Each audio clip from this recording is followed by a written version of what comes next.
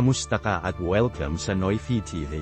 Kung gusto mo ng mga kwento ng bayani, kasaysayan ng Pilipinas, at mga aral na nagbibigay inspirasyon, mag-subscribe at i-click ang notification bell para updated ka sa mga susunod nating videos.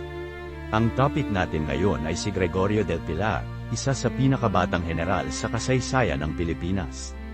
Kilala siya bilang Batang General, dahil sa murang edad ay naging leader na siya sa panahon ng himagsikan. Ipinanganak siya noong 14 ng Nobyembre taong 1875 sa Bulacan. Bata pa lang, matalino na siya at may matibay na paninindigan para sa bayan.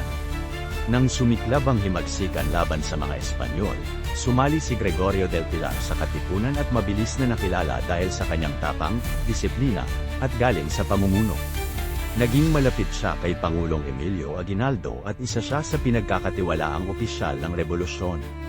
Ngunit ang pinakakilalang bahagi ng kanyang buhay ay ang laban sa Tierra del Paz. Noong panahon na yon, hinahabol ng mga Amerikano ang pamahalaan ni Aguinaldo. Kailangang makaligtas si Aguinaldo para magpatuloy ang laban ng Pilipinas para sa kalayaan. Kaya ipinadala si Del Pilar upang bantayan ang Tierra del Paz, isang makitid at mataas na daanan sa kabundukan ng Ilocos. Sa Tierra del Paz, alam ni Del Pilar na maliit lamang ang kanilang bilang kumpara sa paparating na mga sundalo ng Amerika. Ngunit kahit alam niyang delikado, hindi siya umatras. Ipinagtanggol niya ang daanan kasama ang kanyang mga tauhan. Ginawa nila ang lahat para mapabagal ang mga kalaban, para lang mabigyan ng oras si Aguinaldo na makatakas. Habang lumalala ang laban, patuloy na dumarami ang Amerikano. Sa kabila nito, ipinakita ni Del Pilar ang matinding tapang. Lumaban siya hanggang sa huling sandali.